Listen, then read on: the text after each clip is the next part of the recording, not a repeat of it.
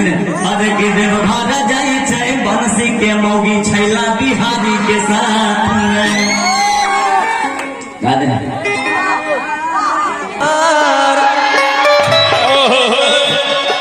अरे कि अपन लभर चौड़ी दोसरा के जोर जे कांवर उठैने छे हाथ में।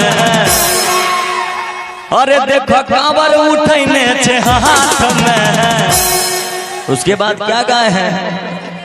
अरे कि देव घर जाई छै बंसी के मौगी छैला बिहारी के साथ में। अरे कि अपन लभर चौड़ी दोसरा के जार, अपन लभर चौड़ी दोसरा के जोर जाए कांवर उठैने छे हाथ में। देखो कांवर उठैने छे हाथ में। कि देव घर जाई छै बंसी के मौगी छैला बिहारी के साथ में। देव घर जाई छै बंसी के मौगी छैला बिहारी के साथ में।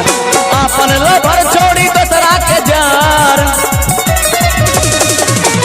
अपन लभर चौड़ी दोसरा के जर जे कांवर उठैने छे हाथ में। देखो कांवर उठैने छे हाथ में।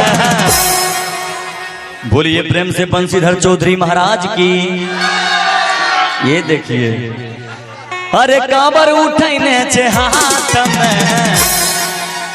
अरे कि देव घर जाई छै बंसी के साली छैला बिहारी के साथ में।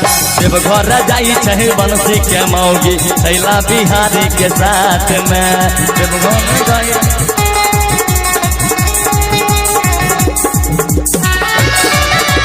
लदोगे झटकी निमन सैया। क्या